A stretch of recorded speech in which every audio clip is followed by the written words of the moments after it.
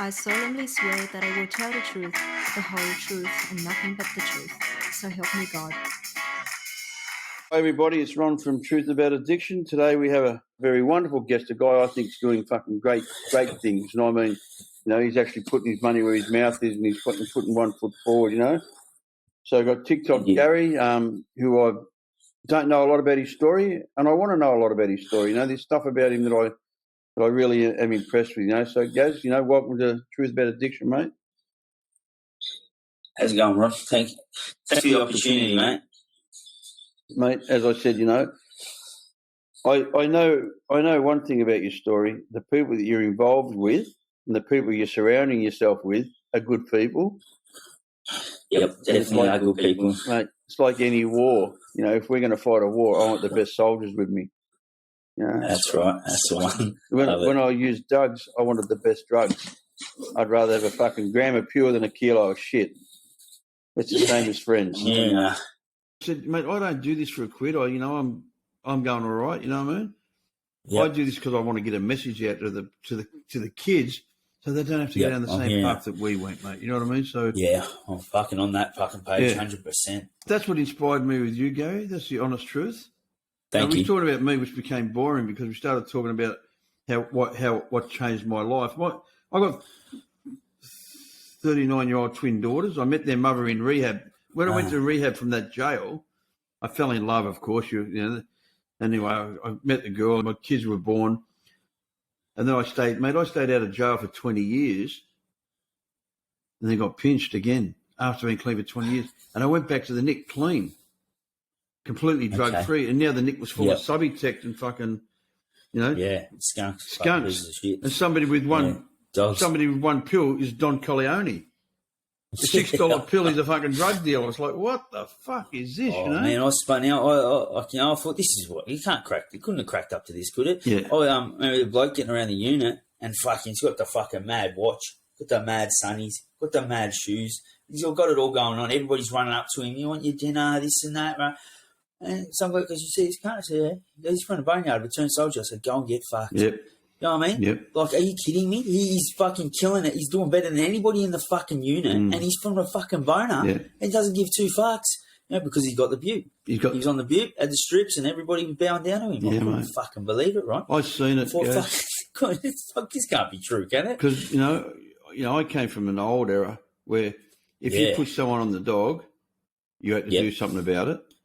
Yep. If you didn't have paperwork, and you didn't do something about it, then you got chopped up. Yeah. But if you put someone on the no good and you're still running with him, well, fucking, you're no good. Mate, obviously somewhere along the line you think it's okay, don't you? Yeah. You know what I mean? Yeah, that's right. Yeah. And like we said the other day, spot on. Like we said the other day, I come up sort of between your era and that new putrid era. Yeah. I'm like a little bit in the middle, Yep. I come up in the area where anybody that could fucking move and shake and make $1 could run your area, I was sort of about that, that life. That was, like, I admit, Dino, PK, Carl, Tony, those guys were a little bit older than me, but I was getting around on a pushy and they were getting their first nice car. Yeah. You know what I mean? And so, like, I looked up to them. They were neighbourhood heroes, I'll be honest, they were, Of course. But, yeah, it is what it is. And, but I still had a lot of respect for the older crooks like yourself, the armed robbers and the hard men. They were tough, old hard men. They had plenty of morals. My old man's about a little bit younger than you, but, he grew up, pretty rough, pretty knockabout and that. He just lost his way to alcohol, Yeah. But anyways, so I sort of understood that, a drug dealer was a sleazy money maker, and I knew a guy that fucking provided for his family and put on a balaclava when the time was right and then went back to work. That was a hardened criminal. I just didn't grow up in that generation, but I still respected it. I was very I still respected it for sure. Yeah, we did safes, we did armed robberies. Me, I was a bus man. I was a safe. Those days, don't get me wrong, an alarm was a piece of fucking fishing line stuck across a pathway. You just had to cut a pair of fucking nail clippers, and that was the alarm system cut. It's quite. I laugh about it. We did have open slather. Like everything was so easy. You stole a car with a piece of fucking silver paper. and stuck it up between the Yeah. two wire ignitions. You know, that's how you stole a car. Good to go. You know, Yeah. good to go. There's none of these steering locks. There was none of these tracking systems, and the coppers never had two-way radios. You know, Yeah. we used to drive in Melbourne. We used to drive past the coppers in a stolen FX Holden. They'd be on push bikes. We'd fucking smash the fucking door and knock them off their push bike, and we'd take off. You know, just little cunts, you know, just little kids, just horrible little kids, you know, and we'll throw rocks at them and get them with the Shanghai, and they couldn't catch us. We'd be climbing on the roofs and fucking hiding out, you know. Yeah. But but you know, what happened for me was, mate, the world changed, and I start to see the degradation and the dereliction of kids. Seeing 22-year-old kids homeless. That's what. Crazy, that's what also what helped change me. I was a drug smuggler, and I was a career criminal. Drugs didn't mean anything to me. Money meant something to me. Yeah. You know, I didn't give a fuck if it was toothbrushes or heroin. Yeah. If I could bring it in and I could sell them and make X amount of dollars, and you know, in the beginning it was about the gold chains and the nice houses and all that. But my kids always came first. Yeah. And it's really funny you say that because, you know, I went to jail and I missed out on parts of their lives that were. So much. But, you know, as I said, I had 20 years hiatus of not being in the nick, and it just changed. And, you know, the era that you were in, that 20 years that, you know, that I'd got out of jail. I've been out of jail now for 10 years again. So I went back and did another 8-year lag and straight, all in maximum security. Yeah. They don't let me go to farms. I don't know why. I do know why. I'm an escapee, but that's not the reason, because my co-accused didn't do the right thing, and he had the federal coppers get a letter saying that, you know, they were in fear of his life if we were put in the same prison. So he got the dream run through the systems, and I got the fucking shaft in the maximum security. But, you know, as you said, which makes me laugh, was all the hollow logs were running the system. That's crazy. They're coming into the boneyard. They're Scotch tapers and fucking hollow logs, and now the men, you know, they're getting 4 subbies, and they're, you know. So how did you go having so long time away from jail and then going back in? So it's shocked. It was horrific. But mate, obviously the culture there, obviously the change of culture in there, like it was a whole different ball game. But just it being, you know, taking your freedom away, you know, how'd that go? It was horrific. You know, because it was funny. I fronted Classo, you know, and the shield at the Classo was being a smart ass, because mine was, you know, front page paper, you know, millionaire property developer, arrested, you know, loses millions because, you know, they took a lot of money off me for proceeds of crimes and all that shit. Yep. And she was being a sarcastic bitch in front of the Classo board. She said, "Oh, it's a big fall of grace for you, isn't it, Mr. Ishwood? You know, coming from your multi-million-dollar mansion to a prison cell." And I started laughing because I'm real, mate. I'm straight. The way I talk to you is the way I talk to everybody else. I said, "You didn't read my fucking record." She said, "Excuse me?" I said, "Me being in the multi-million-dollar mansion, that was the fucking shock." I said, "I'm a street kid from Fitzroy." I said, "I'm at home here." I said, "This isn't scary. There's no lions and tigers here. This is where I grew up." I said, "Living next door to the fucking Alice, that was scary." You know? What'd she say to that? She went white. Everyone started laughing. Even the fucking head of the private put his head down. You know? What a gold answer. You know, Legend. You should have read my record, darling. This is not the scary bit. Living in the mansion was the scary bit, you know, like driving the Mercedes, fucking. I love that. You know, waving good morning to me neighbour. That was the scary bit. That felt out of place. Not in the booth. Yeah, exactly. Like the booth was where I grew up. That was my home, you know, like for fuck's sake, you know. But losing your freedom after 20 years, that would have been a shock, eh? Yeah, it was a shock, mate. But the biggest shock was the quality of criminal. 100%. Even though 100%, I agree totally. It's not. Yeah. It's a bit of a fallacy, you know. Like I've written a book, Gaz. I'm going to publish it next year or the year after. I'm still fucking around with it. I've written it a long time. I wrote it while I was in the nick, so it's been written for 10 years, and I've been humming and hawing. But it's called The Truth About Nothing, because to me, crime was nothing. It was a waste of my life. 100%. So it's called The Truth About Nothing. And it talks about man. It talks about the real crims. I'm not saying the real crims. It talks about the Billy Longleys and the James Baisleys, because they're the blokes I grew up with. But Billy Longley, now that's a fucking serious that's a serious head. But mate, when you read my story, you find out the truth. He's a fucking coward. He left me posted when we got shot at.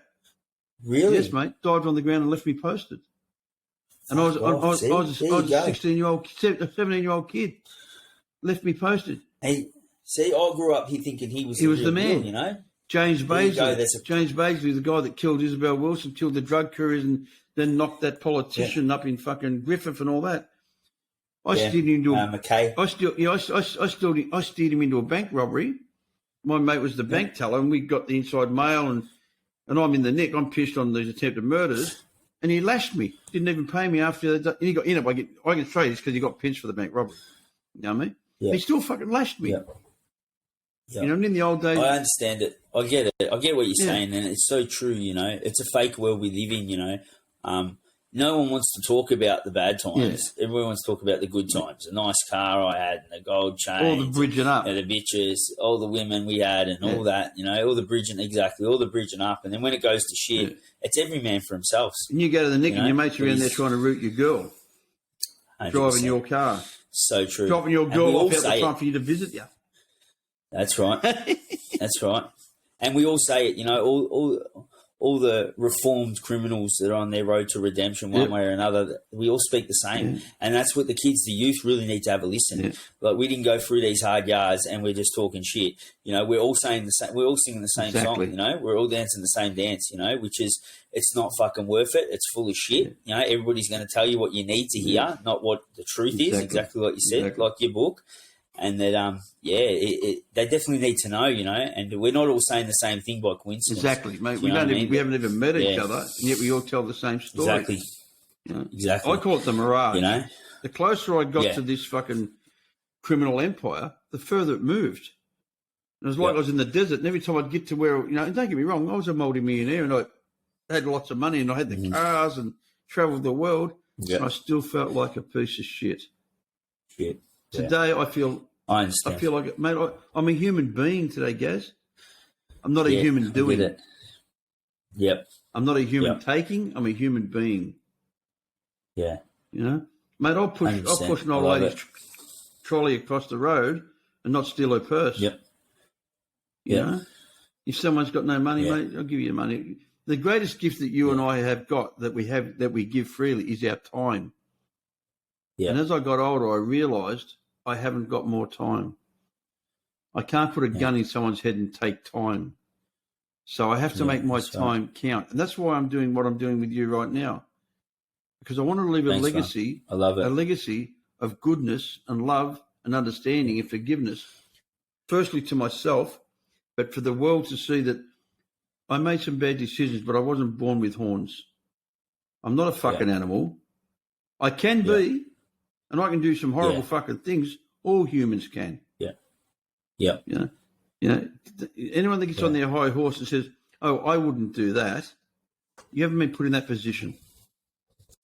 That's right. We're only a product of our environment. 100%. You get in that position, I couldn't agree with you more, mate. Yeah. Today, I haven't had a drug for 36 and a half years. Never had a drink for 38 years, and you know, I try not to touch. You know, I try not to be violent. If you touch my kids, I'll kill you. 100%. And go to jail with a smile on my face and do push-ups every day and say it was worth every fucking zack of it. Because that's my mentality. That ain't going to change. Yeah, I get it. I'm exactly the same, man. I say, if you kick me, dog, I'll take out your whole bloodline. And I really believe that. I don't have children, but my dog's my everything. Every nurturing gene is for my puppy. Exactly. You know, I love it to death. We have to love something. You know, you probably kick me in the balls and get away with it, but if someone kicked me, dog, it's a different story. You know. But it's funny how you say that, your dog, because that's your expression. That's what, and out of that love, you're giving it to yourself as well. Because we can't love something else. She's therapeutic. She is therapeutic. She's a therapy dog almost. You know, and I love how you said that before, you know, about hating and loving, because I learnt to hate like the best of them, as you know, Ron. You'd know the feeling, you know. Money made me ruthless, desensitized. You know, I didn't give two fucks about anybody. All I give a fuck about was my stack growing. And I cut off anybody's toes along the way, you know, just to make sure I got there. And, you know, now I've learnt to love and not hate, and I fucking love it, man. It is awesome. And you know what? I hated for so long, and it was such a fucking nasty little bugger for so long that now I know. And like you said just before, I relate to what you say flat out. You know, I know that if I kept going down the path I was, it was going to end bad. You know, if the system doesn't sort you out, or someone bigger and badder doesn't sort you out, the fucking universe will. You know, and I've worked that out. You know, along my way, I've worked that out, and so I really love what I'm doing. Got a passion for it. It feels right, but at the same time, I don't have a choice, because if I don't do the right thing, if I've learnt to love, and you know, I give, and if I don't do that, then I know it's going to end bad. I want to trip over and hit my head on the curb and never wake up. You know, it's just the way it is. Life's like that, isn't it? You know, you can only deal out so much negativity and poison and being a bad person before it comes back biting the ass. And I worked that out. So, like you said, you know, I just want to finish on a good note. I really do. I want to, you know, I've put in. I think life is an even balance. Like you said, we can all be bad, we can all be good, and I think. You know, I've definitely myself, I can speak for myself, I've definitely done the bad bits, got that out the way, and now it's time to be a good cunt, you know. I really want to be a good guy, finish up on that note, you know. But in saying that, you know, I've still got a hustler's mentality. I really do. You know, I know it's a little bit American, that hustlers, but I do. I'm a mover and shaker at heart. I'm a businessman at heart. I'm business-minded. It might be only street, but what I've learnt to do is adapt that to a good thing, you know, the real world, which is, you know, so I've got a new product, and my new product is a positive message, you know, and I'm going to run the ball up with that product like a motherfucker, you know, like, and I push it as far as I could push any fucking bad substance, you know. I push that positive message, and I think a byproduct of that should be me sitting back going, I've done the right thing, I'm doing all right in life, you know, and so like I said, I'm still a dealer. I'm just a hope dealer, not a dope dealer anymore. I love it. You know what I mean? But I'm still a pusher. You know, at heart, that's what I know. That's what I've done for so long. So now I just push a positive message. I've only just got some merch happening. SKNK, cool. Sick cunts, not criminals, you know. And I flip batches of that just like I flip batches of gear. Do you know what I mean? Every dollar I make on that, I put back in, and we flip another one and just keep growing that stack, you know. I think so. You can, like I said before, you can't. I'm not, you know. What's the word? You know, you can take the boy out of the streets. You can't take the streets out of the boy, you know, like, I'm always going to have that mentality, but I'm not doing nothing wrong with it. You know, I'm generally giving the kids and anybody that's listening good advice. I know what I'm talking about. And if they're listening and I can help them along the way, then fucking awesome. But I'm still going to keep it street, if that makes any sense. You know, I'm still going to keep it street along the way, because that's all I know. You know, that's my brand now. You know, I've created my brand, and that's my brand. But you know what, Gaz? It is. Warren Buffett says it. A lot of the billionaires say the person who lived on the street, the dealer, knows more about running a company than most CEOs do, because we can't make mistakes. Yeah, we can't make a mistake. They make a mistake, they lose a bit of money. We make a mistake, we lose our freedom. So we learn. And you know what? That energy you're talking about, the hustler energy, is what my whole life, I've never had a job for another person. I've been a multi-millionaire a few times. I've been a very successful business person because I run the same principles as what I did when I was hustling. I get up early. I'm never late. I'm fucking reliable. I have the best quality. You know what I mean? I don't cut merchandise 100%. with everything. I never cut my gear. I don't cut my product I sell today. You know, I'm not going to cut corners. Funny you say that. I just the hoodies I got. I could have got like 4 different prices on the hoodies I bought. You know, I got the premium hoodies. Exactly. You know, like I had to get that high quality product. You know, because it's going to sell itself. I get hoodies that end up fading. You know, hoodies that end up holes in them and that. I got the nice thick. They're a bit extra, but it's worth it. If you want the goods, you pay a little bit extra. You know, that's the same mentality I had in the streets, and I'm using it now. Pure, you know? I get it. I totally get it. It's the same mentality. Mate. It's a gram of pure, a kilo of shit. You know, I say to people, if you want what everyone else has got, just work 40 hours a week. If you want twice as what they've got, work 80 hours a week. I never stop working. From the time I go to sleep at night to the time I wake up, I've been working. I've worked this morning. I've done what I do for a living. You know, I do alcohol and drug counselling, but it's not just, I do thinking. I'm called a transformation coach. I try to teach people how to stop their thinking. You know the hardest thing for me to give up, Gary? Crime. It was the last thing I gave up. I gave up alcohol, heroin, cigarettes, sex. well, not give up sex, but stop rooting around with my missus and that. Crime was the last thing I gave up. It was the hardest thing to give up, and it was the first addiction I ever had. And would you say, because this is something I say, I think money, but is worse addiction than any other. I think, like especially dirty money, quick money. Yeah. I think that can be nasty. Like I'm almost afraid of having a huge stack again, because what it does to me as a person. I just think I'm hoping with all my heart that if I get it from no ill gains and I get it from the right place, if I make them stacks from helping people, it'll be a genuine feel. Because I'd hate for money. It robs me of my personality. It makes me think I'm bigger and badder than I am. I get a false sense of, do you know who I am? I've got cash, I coming from somewhere where I didn't have money growing up, it opened so many doors for me. You know how it is, at the restaurants, you walk in any shop, pull out a fucking wad and everybody wants to know you, you know what I mean? Like wherever you are, nightclubs, we all get the rest of it, going to a car yard, you get treated differently, So of course I was going to show off. I had money and I was going to show off, and it made me a ruthless person. It made me so desensitized. Won't be like that this time, it's crazy, guys. some of the things. No, it won't. That's good to hear, my brother. Because you earned it, mate. That's good. This time you earned it. Honestly, it's not like that now, Yeah. Mate, my missus, she's funny. My missus is a lot younger than me, I don't know how she got me. She's just lucky, I guess. But, I always tease and say, I don't know how the fuck you got me. But she came from a really poor family.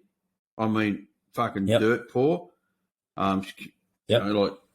And she's so frugal, and she'll go and buy 10 pair of $20 shoes instead of buying one pair of $200 shoes, because she gets 10 times the wear out of it. And I wasn't like that. I was always like, and since I came out of the nick this time, because I haven't committed a crime in 20 years, I've pulled up. That's it. I'm over. I'm over. I had a good run. I had fucking 48 years of being a fucking, a goober head. And the money we earn today, mate, I really appreciate it. I think about things before I buy it.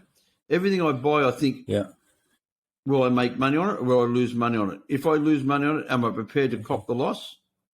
Even when I buy a car, I allow, I'm going to lose 20 grand on that car over 2 years. Am I cop? If yes, you're starting to make sane decisions, because I have a philosophy that making the same mistake and expecting different results is insanity. A sane decision is, for sure, I'm not going to waste the money that I've worked my ass off to earn. But you know what I lost? When I got pinched, guys, the biggest thing that hurt me, apart from not watching my little girl grow up, jail didn't scare me. There's no fucking lion and tigers in jail. It's not like fucking... I'm more scared of walking down the street at night, fucking cobweb hitting me in the face than being in the nick, I'm more scared of a spider. Put me into the bush. Yeah. It's like, oh, fuck that, You walk through the nick, we know what we're up against. We know. And we have, we live there, we know what's coming and what's not coming, and we know what to do. But, today, mate, I was afraid of being successful. Today I strive on being successful because I'm emotionally successful. I'm spiritually successful. And the financial just comes. Yeah, 100%. The financial just comes, mate. It comes. Fucking spot on, man. When I got off drugs, start of this year, it was a few months before the start of this year.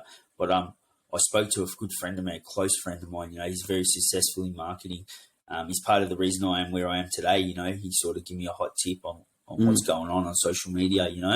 And I never grabbed my phone and sort of said, "This is how it's done." He just gave me a few hot tips, and I end up moving up to the start of the year. I end up moving up where he was, and we trained and eating together. But I said, I had sweet fuck all at that time, jack shit. I just clothes on me back. And just me and me dog moved up to Cairns, top of Australia. And I go, bro, and he's worth millions, And he used to be around when I was getting around. He was part of the crew. He moved on to bigger and better things, And I said to him, bro, I feel so rich right now. He goes, it's because you're clean. He goes, you are probably richer than anybody that's got a fucking $1 million Ferrari.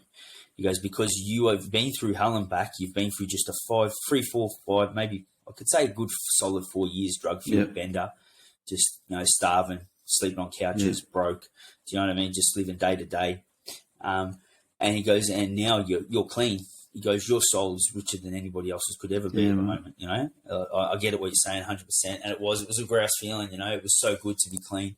And that's why I love it now, It's all happening so quick, Ron. you know, everything's happening so quick. It's, you know, it's all the fast lane again, but it's all for good, you know. Something's looking after you. Yeah, guys. social media. Something's looking after you. There's a higher power. I don't know what you believe in. I believe in a higher power. I don't know what to call him. I don't know what to call him. sure. Mate. I went to Creator. Jerusalem to check out the Jesus Christ, and I walked the path that Jesus walked. And mate, it was beautiful. It was a really nice feeling. And I went to Buddhism. I fucking read the Quran. Because I like to make informed decisions before I make it. I don't like to talk shit. You know, I don't want to talk about something. You know, I'm not going to talk to you about astrophysics. I don't know about astrophysics, so I'm not going to try to fake it till I make it. You know, unless I know, I'm not going to say nothing. I'll shut the fuck up. If I don't know what I'm talking about, I'm not going to say nothing. But what I'll do is I'll listen and learn. That's right. And I'll go and study, and then I'll come back and talk about it. You know, I hate being. I hate to be. I don't like to. I'm not a fraud. I don't want to be known as a fraud. You know, it's embarrassing for me to be a fraud. You know, I think that's something. We're both, you know, criminals. You know, it is what it is. I think, you know, that's something we pick up in that world is, you know, you pick a fake straight away. We pick a fraud. You know what I mean? When we, because I've still got trust issues. You know, Ron. I've still got trust issues where I think everybody that comes into my circle, I think, what are you trying to get off me? Do you know what I mean? What do you want from me? Do you know where? And it's, you know, there is good people in the world, you know, but that's just that's part of the, you know, the learning process. But I think that comes from a world of just trying to pick fakes, just trying to pick, you know, people that aren't authentic, you know, like going to take me for a ride type of guys, you know, and that's all we dealt with in the street and in jail. That's what you deal with. Yep. But the nice part is your bullshit detector becomes so strong, you can decipher. As you know, the only people that can hurt us are the people that we trust and the people that we let in. Yeah. So, you know, we always have this fucking 100%. Fear of being hurt and that. But I guess what's happened to me is you can't hurt me anymore because you don't have that power over me anymore because I like me. Yeah. I trust me. Yeah. You know what I mean? Yeah. Yeah. And, you know, all that stuff is important to me, that it's about what I feel about me, not what you feel about me. It's what I know about me, not what you know about me. And the beautiful part is that as I've got older, what other people think about me is none of my business. Yeah, I love that. True. It's true, guys. I love that. But my stuff with you is, you know, I've watched, you know, your stuff on TikTok and, you know, and I spoke to people that know you well, and everybody says the same thing, mate. He's a fucking really good bloke. He is what he is, and he's genuine. And that's all you can be. Yeah. Yeah, I think so. Yeah. I agree, man. You know, and it's funny, you know, because I don't feel like I've changed much. All I've done is change I'll always be a criminal, Ron. I'll always be a criminal. I just don't do crime anymore. Like I said, I've still got the same mentality. I just don't hate anymore. I love. I've still got a hustler's mentality, like I said, but my product's a positive message, you know? So it's all gold, you know? Like, but the same, you know, if I was to talk to someone now and try and talk to them about how they would, you know, get on the right path in life, cut that toxic shit out of your life, you know, you've only got one chance at life, you know, all that sort of stuff. That same mentality that I'm talking to them to do good was the same mentality I talk to someone in the streets to get a fucking couple of bags off me. Exactly. Do you know what I mean? Yeah, it's like, you know, so I feel like I've just found it, fine-tuned it into the right direction, you know. I'm still the same sort of guy. I always wore my heart on my sleeve. I spoke from my heart, you know. I'm not a shit talker. What I say is, you know, my mate's got a saying for me. He's for real. He's for real. The ones I grew up with. He's for real because he's for real. You know, he's not talking shit. He's actually what he's saying is no bullshit. Russ says that about me all the time. You know, Russell just says this guy's for real. You know, when he introduces me to people, this is my mate Ron. He said he's for real. And I'd never heard that before. And he says it all the time. He's really funny. He said he's for real. And then he embarrassed me. He goes, you know, he's old school. He's old school. You know, I go, mate, stop calling me old. You can't, you know. He's only got a couple of years on him. He's got a few 20. He's not that young himself. He's grouse for us. Mate, he's got a good heart. You know what? I think he's got a good heart. And you know what? I think his networking skills are second to none. Yeah. Do you know what I mean? His networking skills are top notch. They are. You know, I watch him network and I think he got it, you know. Mate, he can sell ice to the Eskimos. Yeah. 100%. Yeah. But he, at the same time, it's like there's yourself, Morgs, Erasmus, me. There's a bunch of us that are all carrying the same message, all from different angles, but it all comes back to exactly the same thing. do unto the others, you'd have them do unto you. But my attitude used to be How to cool do it is it? first, like mine was the negative one, do unto others, do it fucking first, like. Yeah. But today Yeah. I don't want to cause harm. Today I want to cause joy. I want to see people. What you said before, like you are changing, but we don't see the change. What happens is we see the change in other people around us, and then we realise, well, fuck, if he's changing, I must be changing. It's like I didn't see myself get old. I mean, I didn't. I didn't see myself get old. I'm 68 years of age. The coppers said I wouldn't live to be 21. I've had fucking 3 times they've tried to knock me, and I don't say that in a big shot way, mate. That was just the 6. I'm not proud of any of that stuff, mate. I'm not proud of. I never.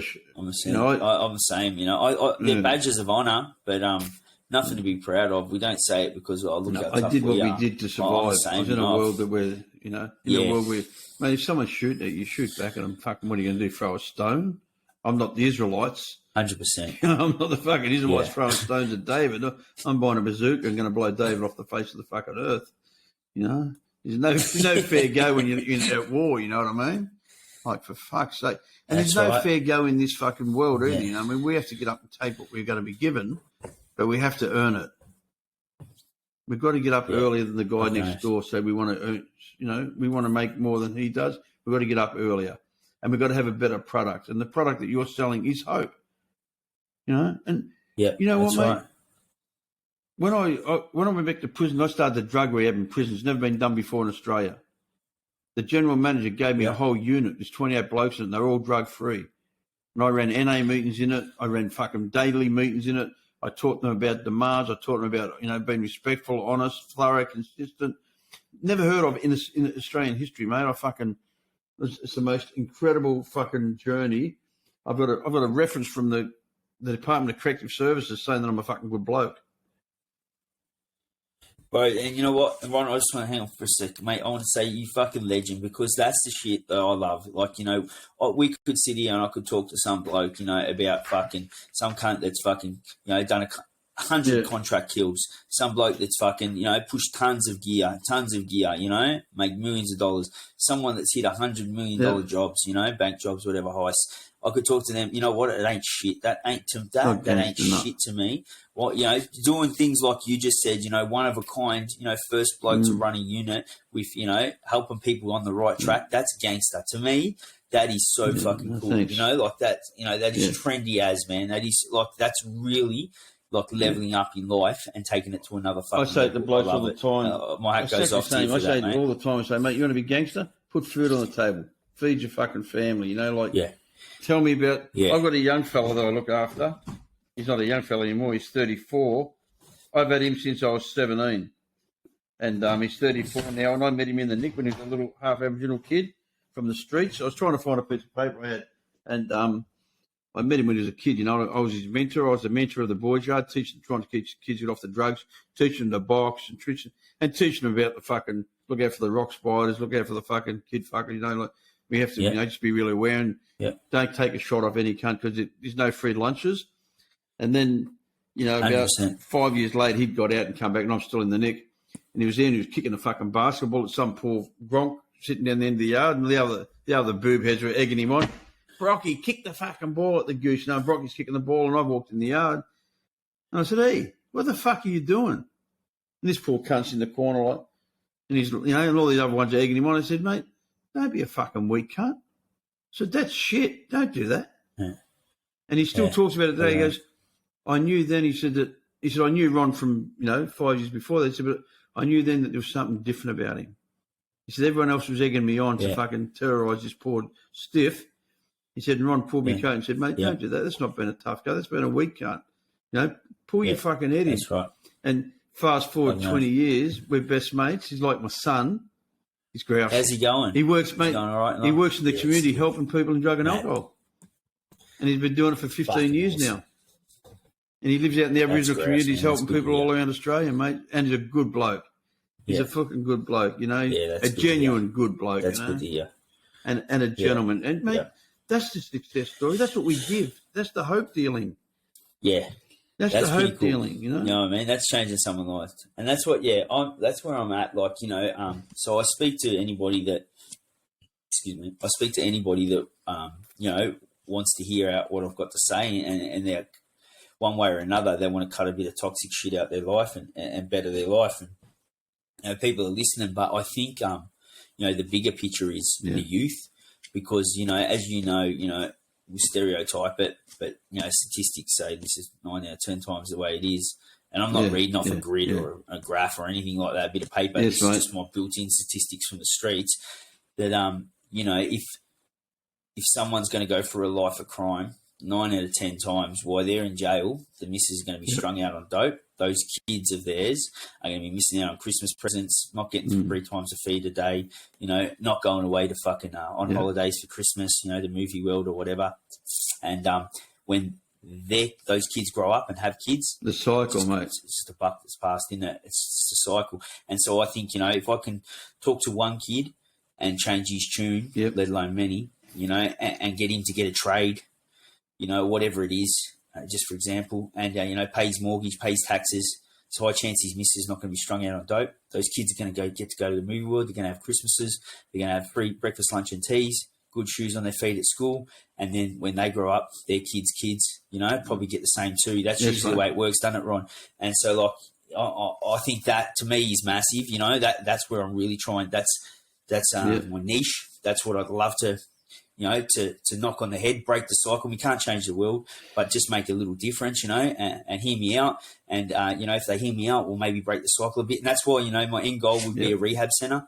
And when I spoke to you on the phone, I was stoked to hear that you're involved in that, because that's my passion at the moment. I'd love to own a rehab centre, because I think on a decent level, you know, that's helping the community, you know. It's a business I'm willing to invest in, and of course we all want to be comfortable. But you know, in saying that, you know, I'd love to get asses in beds, get them clean, put them back out in the community, and fingers crossed they stay clean, because then I think that maybe we can break the cycle, because a lot of those fucking headaches that come from, you know, the shit lives is from drugs. 100%. You know, that's what I believe. Our job, Gary, is to plant seeds. That's the plant. The seed. The seed is hope. That's what. That's why I love. When I heard he's a hope dealer, not a drug dealer, I went, you know, because that's of all my life of recovery life. I have a 39-year-old daughter. I told you, a twin daughter's 39 years of age because they went to the rehab. She's the head nurse in the drug and alcohol detoxification unit, and she's 16 years clean. That's awesome. That's my beautiful, one of my beautiful eldest daughters. Great. My other daughter runs a nanny rehab, a nanny service that only looks after fucking judges and lawyers' children. She's got one of the highest clearances. Like this is a street kid from Fitzroy who couldn't read or write. His father was a fucking painter and docker, used to shoot people. Last night I did an hour and 20-minute talk to the University of New South Wales, a Hunter, on fucking crime and justice system, and talked about how the justice system is failing. And it is failing. They put us outside. They kick us out of jail with $25, no ID, and wonder why we go and commit a crime. There needs to be more in play. Yeah, it definitely needs to be more in play. So my passion's gone into 100%. Now more into the. So I work with juvenile. I've got 2 17-year-old kids that I coach now in drug and alcohol. Mentor. In rehabilitation. Yep. And, you know, I've got other guys too. I've got older guys, but the 2 17-year-olds are my soft spot, because they don't have to go through those 25 years that we went through.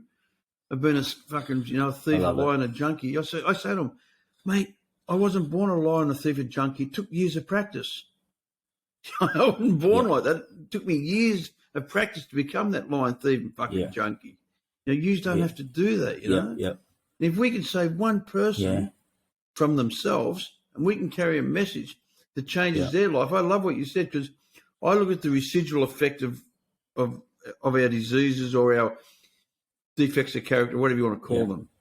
Mine was, my father was a fucking a gambler, a gangster, and a fucking piece of shit that had no emotion. And my lot in life was to change that. Today my children love me, my wife's not scared of me, and my friends trust me. So I'm a success. Don't worry about the cars, and don't get me wrong, I didn't get clean to live in a park. Being wealthy and financially well off is not a curse. but it isn't what defines me. It isn't what I wake up in the morning for. Yeah. That's a side effect of what I do. Because I'm so good at what I do, That's exactly right. I become financially secure and financially stable. But it's because of what I do that makes the money, you know? I don't do it for the money. The money's a side effect. That's right. And I work 7 days a week. Yeah, and how good is it? You know, if you're sitting wealthy, or you know, even just sitting comfortable, that's enough. You know, sitting comfortable from being a good cunt. How good's that? You know what I mean? That's perfect. What a perfect fucking world. I'm not worried about the coppers knocking on my door today. Yeah. They can come in here. Come in. I'll open the door. I'll put the kettle on. Yeah. You must have come to the wrong address. You must have come to the wrong address. That's not, I've had them come to my house a couple of times in the last 10 years, both with for road rage. And one, my wife was pregnant, and this fuckwit come into a roundabout, and I flashed my lights at him because he cut in front of me. So he slammed his brakes, and my wife was fucking 8 months pregnant. And I dipped, you know. And we got into the next fucking set of lights, and I jumped out of the car, and I opened his door. And I said to him, you know, I just got out of jail. You know, so I just got out of doing 8 in maximum security, so I was fucking already a bit not well. I opened the door, and I said to him, you fucking piece of shit, I should drag you out of your car, take you over the park here, and jump all over your fucking dog head. I said, if I wasn't on parole, I would. I said, now fuck off. And I pissed him. Well, 3 months later, knock on the door. I opened the door and the copper there. Oh, can I talk to you about a road rage incident? And I'm like, what? Where? And then he tells me, and honestly, on my mother's grave, may God strike me dead, I went, oh, I remember that. And he looked at me in the uniform and I said, that piece of shit that I told that I should drag him out the car and jump on his fucking head, and if I wasn't on parole, I would. He went, yeah. I said, he's lucky I didn't. And I told him the whole story. I said, slammed the brakes on, gave him the finger, fucking, I got a 9-month pregnant wife in the car. And I said to the cop, I said, why is it that the dogs that start the blue are always the first one to run to the coppers? He said, Ron, we get this every time. He said, there'll be no more heard about this. It's finished. Yeah. First time in the life the coppers ever come to me and said, Ron, there'll be no more heard of it. Because I said to him, I told him the truth. I said, mate, if I wasn't on parole, I was on 10 years parole. Yep. I said, if I wasn't on parole, I would have dragged him out of his car and jumped on his fucking dog head. He started laughing because the honesty was too blunt. You know, it was like, whoa, okay. And I said, you know who I am. You've done your checkup on me before you came to my house. Yeah. You know, you haven't turned up there and knocked on the door. I think they get a bit of respect. Yeah, 100%. I get a lot of that, mate. From us when we speak like that. Yeah, off the cops, I do too, because I say, listen, you know, and when I was active, I'd say to them straight out, look, listen, we play the game. Yeah. You know what I mean? The game is for me not to get pinched. 100%. And if I fucking make a mistake and you catch me slipping, good luck. That's my bad. Yeah. You know, touche. You know, game well played, boss. Yes. You know what I mean? Like I fucked up. You know, but let me tell you, you know, if I'm on my game, you won't catch me. You know what I mean? And like I used to tell them straight. I said, you know, and they get respect out of that. They almost like, all right, sweet, because instead of sitting there going, oh, I didn't do nothing. I'm not a criminal. You know what I mean? Like they're like, why are you fucking lying? You know, like it's like, mate, you know, I'm a crook, but don't think you can catch me slipping. You know, and they do, but they always do. I'm a crook. It's a game of cops and robbers. You catch me with my hand in the cookie jar, good job to you. You don't catch me, don't load me, and don't fucking verbal me. And I don't want to drink with you. Yeah, that's right. I don't want to be your mate, and I don't want you to be my mate. You know, I've got a job to do. You've got a job to do. May the best man win. Go to the neutral corner in case of knockdown. Get the fuck out of my house. That's right. That's how it was. Exactly. That's the one. In case of knockdown, go to the neutral corner. And I call the barrister and say, mate, these cunts are kicking the fuck out of me. Come and get me out of here. You know? It's so nice to be out of it, but mate. Yeah, I can't cop a fucking, you know, well, these days I suppose it's something I don't have to worry about, but I'm still a bit, you know, how you going, but I can't cop a corrupt cop.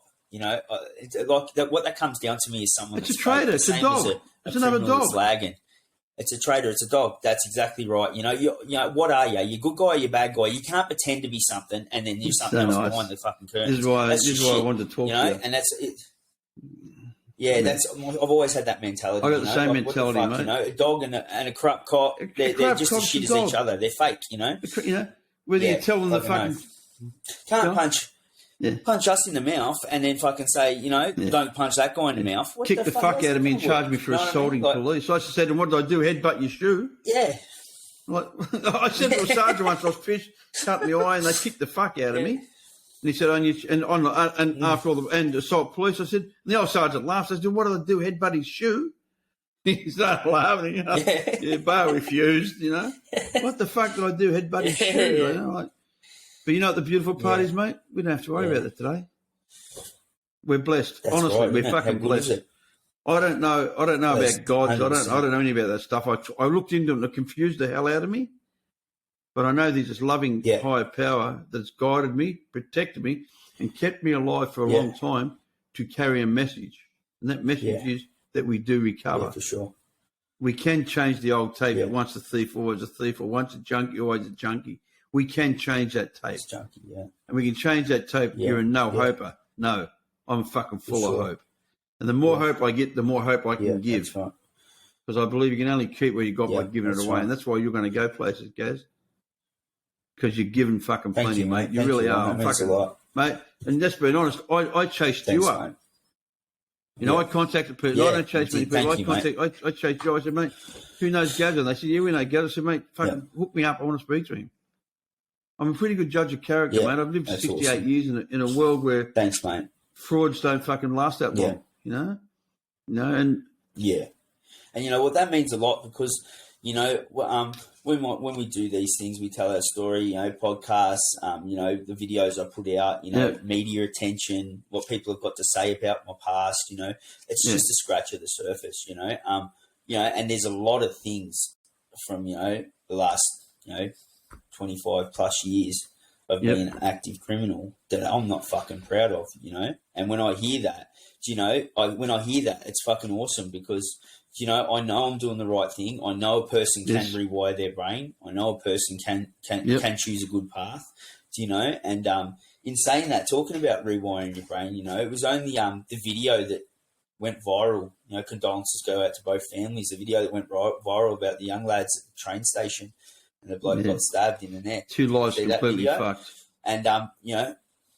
Like that, a bit of ego, isn't it? Just a bit of ego. You know, one bloke was like, "I don't give a fuck. You come near me, I'll let you have it." The other bloke was like, "I'll step into your grill. I'm not scared of what you got in your hand." And click of a finger's in a fucking not even a split second, it's all over. 2 lives, 2 families ruined. You know what I mean? And you know, when I watched that, Ron, you know, it actually made me sick to my stomach. And, you know, coming from a ruthless world that I did where money was everything, you know, you desensitise.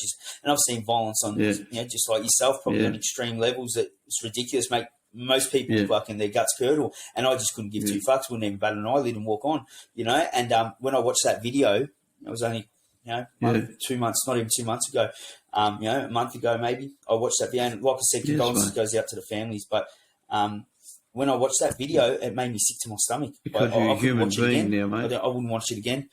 Because and it was, you know what, I was actually proud to feel because I hadn't felt like that before, you know. It was fucking awesome, man. You know, it was awesome to feel like that. Like I said, I'm very sorry for the families and the comments that go out to them, but to feel like a normal human being and not to be able to watch it a second time. Yeah, I haven't seen it. It's crazy. I got told about it. I haven't seen it. I don't watch it, Ron. It's not worth it, you know. They asked me last night at this fucking university, you know, what was some of the worst things you've seen in jail? And I said, in my last sentence, I said, I'm going to give you 3 incidences. I said, I've seen a guy get killed over an orange. And all these students were like, what? I said, he took an orange off the mule barrow. The guy pushing the barrow said, put the fucking orange back. The guy said, get fucked. The guy can hit him. He hit his head and he fucking died for an orange. And they're like, whoa. I said, the next one, I said, a guy took someone's washing out of the washing machine and put it on top of the washing machine, didn't put it in the dryer. The guy had an argument and the guy jumped on his head until he hemorrhaged his brain and put him in a coma for not putting the washing in. They were horrified. I said, and the worst one out of all of them, I said, I was playing tennis with a mate of mine against 2 best mates. One guy done 19 years at the end of his leg, and he's done 19 years he's done straight. He's with his best mate that's done 15 years with him. We're playing tennis. I'm on the other side. One of the guys calls out. And I said, it wasn't out. It was on the fucking line, you know. And the other guy says, it was on the line. And his mate turns to him and says, well, why don't you suck him off? His mate goes, fuck off, Eddie. Don't say that. He's gone, boom, king hit him. Bang, hits his head, goes into a coma. I've got to give him CPR, pull his tongue out. He's bleeding. His fucking blood running out of his nose, his ears. and I'm giving him mouth to mouth and fucking heart pumping. The MSU run in, pinch me because I've got blood all over me, and I go to the MSU for saving a bloke's life. I've been to the MSU twice the last leg and for saving blokes' lives.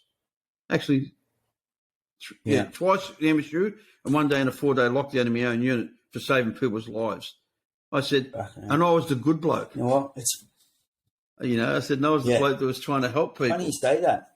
So can you imagine what was happening in the bad part in that show? Ron? I'm so grateful. They would have been shocked as shit when they would have been shocked as shit. But it's funny you say that. So my last sentence, I actually jumped through hoops the first time I decided to fucking play the game. I couldn't be fucked, walking because I said when I walked away from the life, I walked away from the life because of double figures. I looked at double figures anywhere from 15 to 25 years. I looked at and come up against the courts and I was found not guilty. I was found innocent. So I changed my tune. I was about 33 when that happened. I'm 41 now.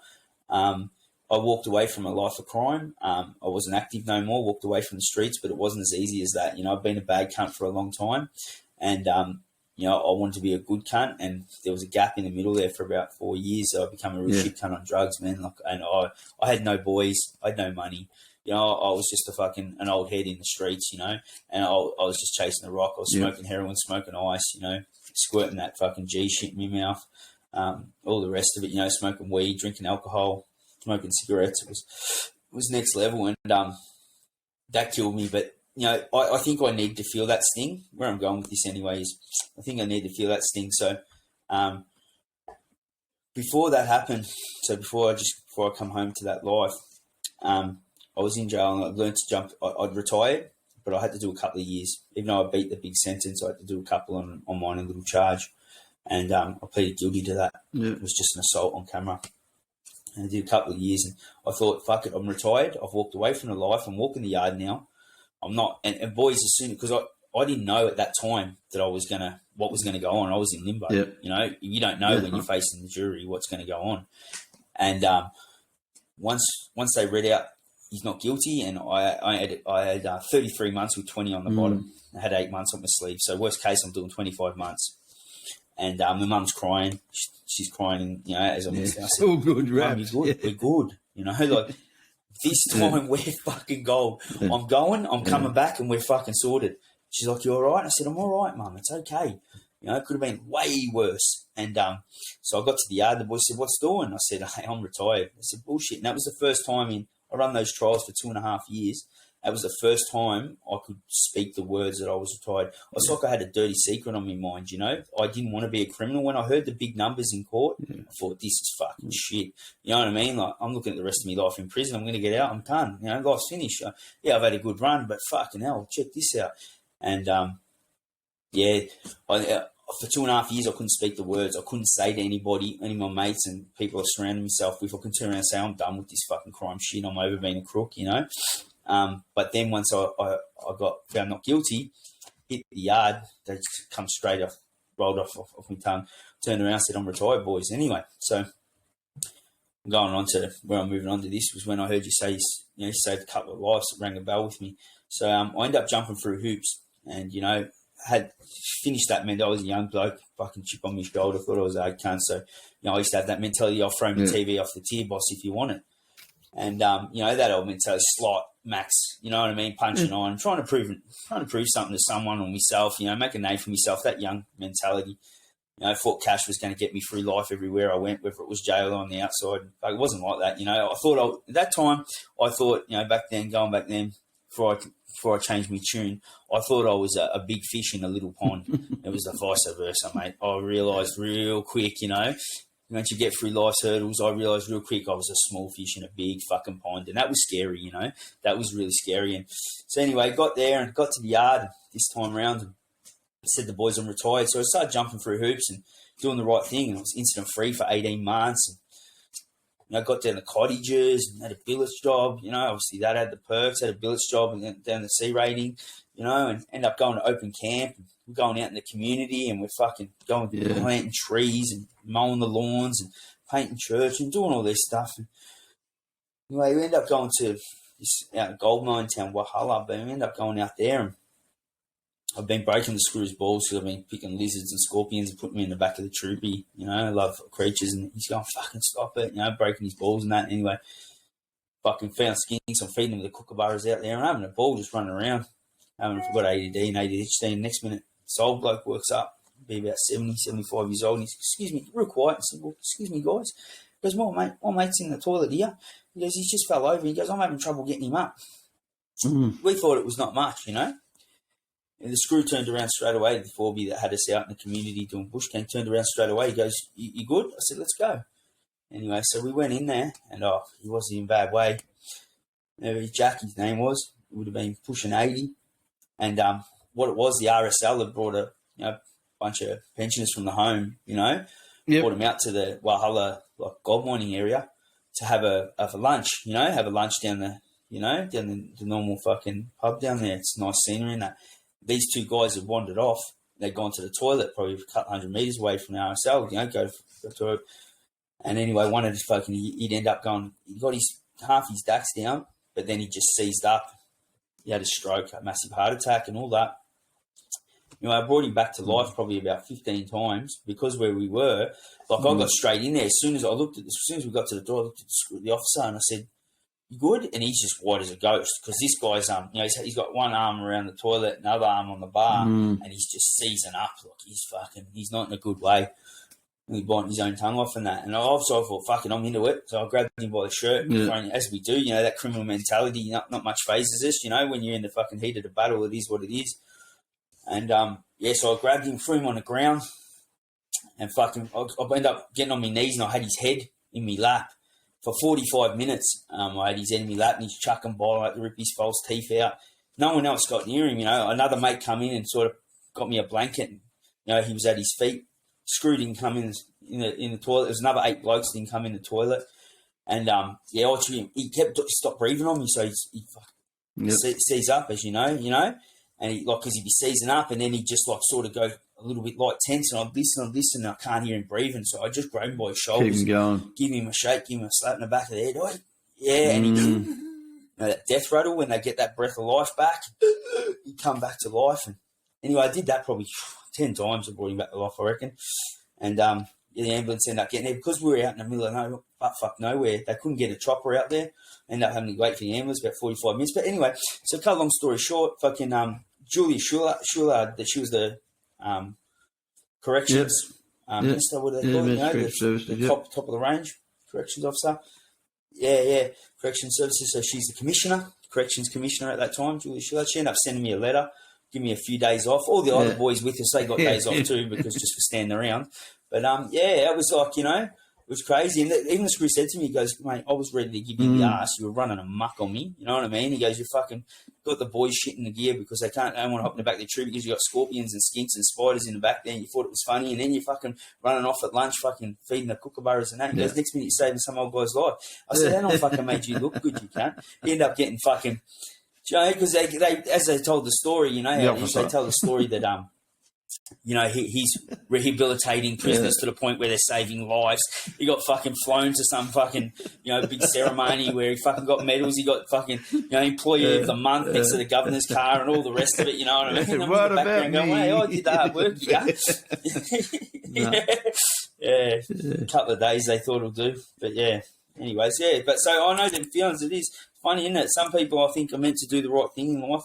You know, and I really believe that, you know, I think it's just, you got to find that path, isn't it? I think you really got to find that path, you know, it'll make itself known when the time's right. I think that's what life's about. And I think it's also about learning from your mistakes. I think that's what it really comes down to. I'm a big believer that if you make the same mistake, expect different results, you're an idiot.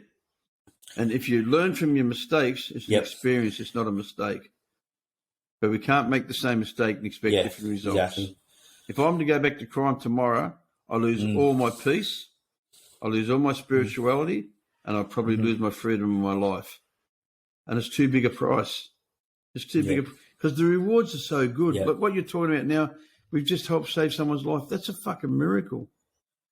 Because before, if somebody OD'd in my house, I'll throw in the boot and drop down the park. You know, that's where my compassion was. Today, mate, I'm the first to get down and try to help somebody, you know. And, you know, The rewards are phenomenal. The rewards are spiritual. This is an inside job. This is what's happened to you. It became an inside job. Something happened in that courtroom that day that changed your perception and your conception of what life was about.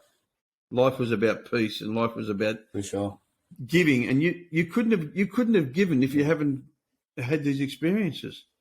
So everything's for a reason. There's somebody out there in control of your life, something that's got a great picture for you, Gary. You know, and I really, I totally agree. You know, I'm blown away, mate. You know, to me, you're still a young fellow, and you're doing really well, mate. And I'm really proud of you. And you're at an age where you can touch a lot of young people's brains and get them to start thinking fucking straight. You know, you get a little following, you get a little bit of fucking And as long as you stay congruent, mate, you're going to kill it. You're going to have a great time, mate. I'm serious. You understand this stuff, you know, like. Thank you, Ron. Monkey see, monkey do. Yeah, I do. If we can teach people it's cool, a lot of people say, then it's cool. Then it's cool. That's right, and that's what it's about, isn't it? It's about what. Yeah, that's exactly right, man. It's what the kids think is cool. We're teaching that. I want to teach them that that's not cool, and what is cool is what they think's not cool. Yeah, you know, and that's what I've learned along the way. Being a criminal, fucking being stupid. You know, like there is no fucking successful criminals. Those days were never there, and today, technology, dogology, and fucking criminology have just got so big that there's no such thing. There's no such thing as crime and, you know, getting away with all this stuff. Mate, because what I learnt was, and this is for me personally, it doesn't matter what you know, it's what I know.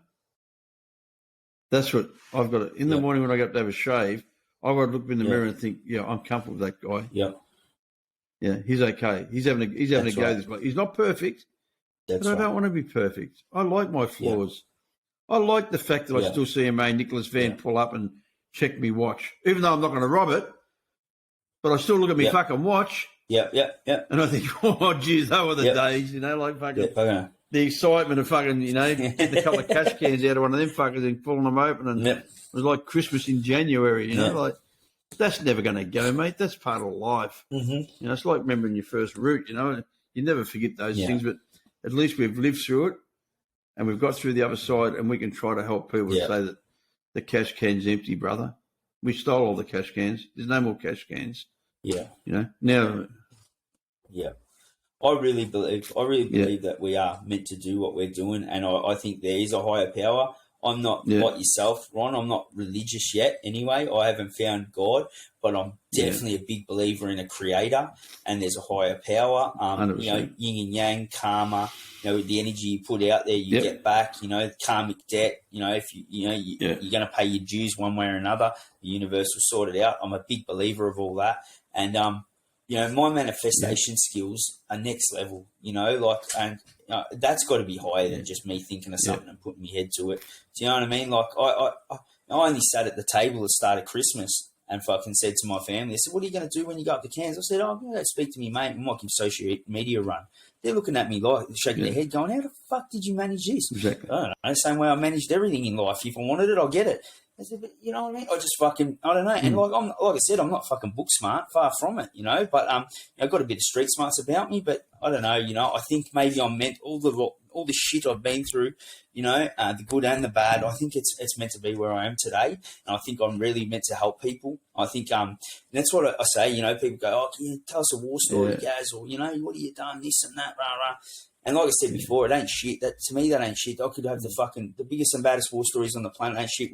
The journey I'm on now, the start of this year, you know, it's been a good year, and we've been doing well, and I'm going to keep doing it. I think that story in the end, you know, from dope dealer to hope dealer to end up owning a rehab center and, you know, helping back, you know, putting into the community, you know, that's massive. That to me is fucking what a gangster story, you know, like from dope dealer to hope dealer and generally helping people. I think that sells itself bigger than anything, you know, like that in itself, I reckon is legendary. And that's where I want to end it. You know, I really do. I want to end it on a good note. I've got every faith and confidence, mate. Your consistency. You see, you've also integrity, and it also takes a lot of fucking persistency, you know, like the times get tough, the tough get going. We don't. I dig in. You know, the tougher it gets, the harder I'm going to dig my fucking heels and go, no, fuck this, we're going to get through this. We are going to get through this. And that's where I believe my tenacity becomes a strength. The same attitude that I had towards not getting pinched or getting something out of a building when I couldn't even carry it, I got the cunt out. You know, I became an Egyptian and got fucking bits of wood and rolled it on the bits of wood. You know, I was always, if I needed it, I'd get it, you know?